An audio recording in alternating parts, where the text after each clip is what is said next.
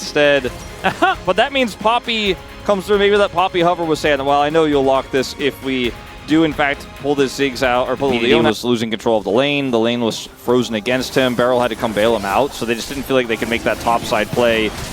And this should. Yep, it's going to be successfully secured, but the Ignite is already down. FearX is able to run really fast, and Raptor, yeah, he can throw some things, but the ulti is going to get BDD out of there. But he lost so much momentum that he got frozen out of a bunch of minions. Beryl to come bail him out. Now he's super low here again. Duro's going to come over and help Closer get plates. Yeah, a couple of plates go in as Duro is going to get caught here, but BDD's in the most trouble. That is going to be first blood going over to the Corki. And Duro able to avoid the bowling ball as well. There is the flash heroic charge though into the turret range. And that's Beryl answering back immediately. Perfect. One of these, oh well, Corki is just still fine. I feel like there is a little bit of an issue with getting him over the line later into the game, as Beryl is going to get solar flared.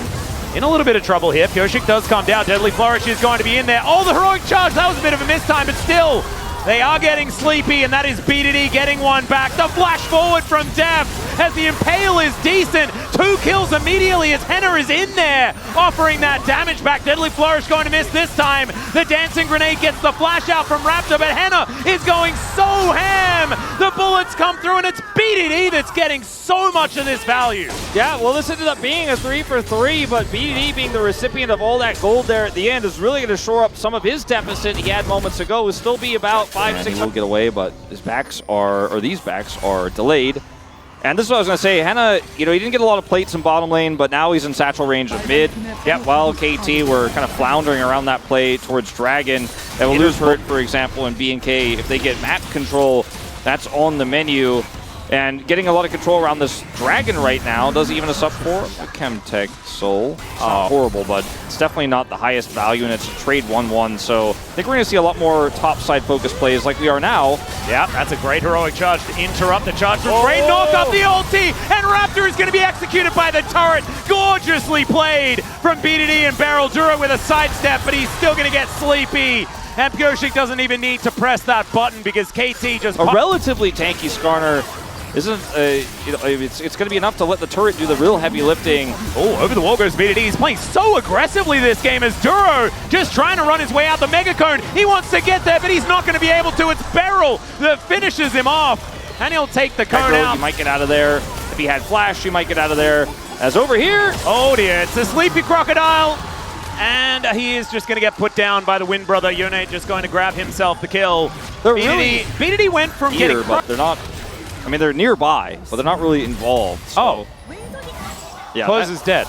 And are we just picking Closer now on top side? Like this time, none of his go into the top lane. BNK, don't go there anymore. None of his teammates are there, and they have no vision. So this is the most egregious of the 3. Well, Deft could be in trouble here. Does have cleanse, does have flash. Is going to cleanse first. And let's see where he's going to be able to go. There's the Keeper's Verdict, as now it's only Duro and Clear that are in the area.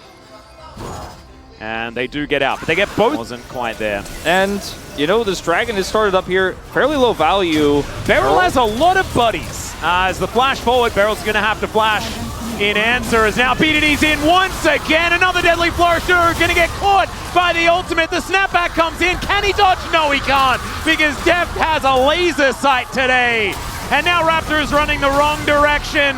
FearX going to be able to grab that kill on his opposite number, the teleport. Henna has some money, right? He's getting bigger on the Ziggs.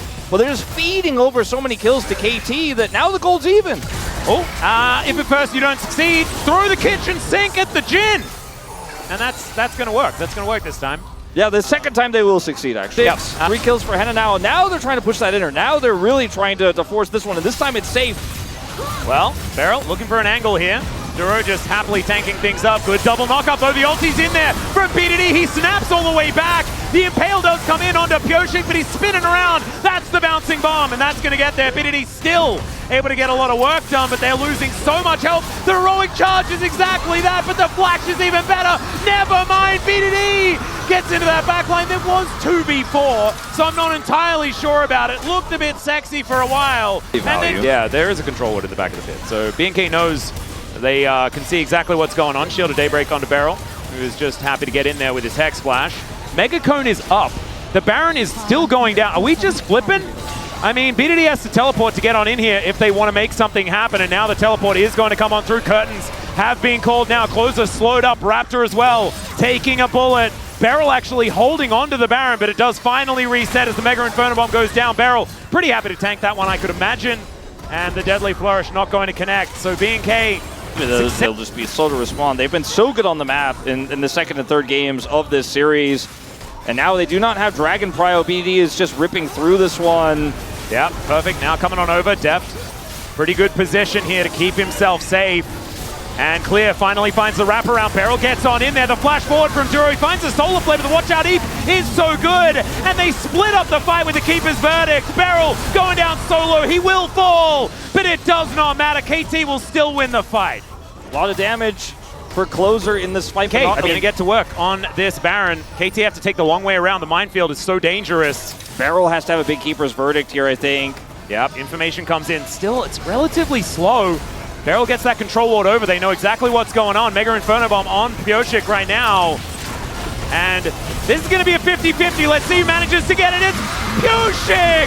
Gets that smite off. The all-out comes through as Closer's in so much trouble. Oh, it's the wrong time to take a nap, but he had no choice as the curtains are being called. But I honestly think the show was already over. Bowling ball comes down, and Beryl, he doesn't have flash, so he's not going to be able to get the flash heroic charge this time. But KT, I think they may have just broken open the game with that steal. I mean, Beryl, ulti through from BDD.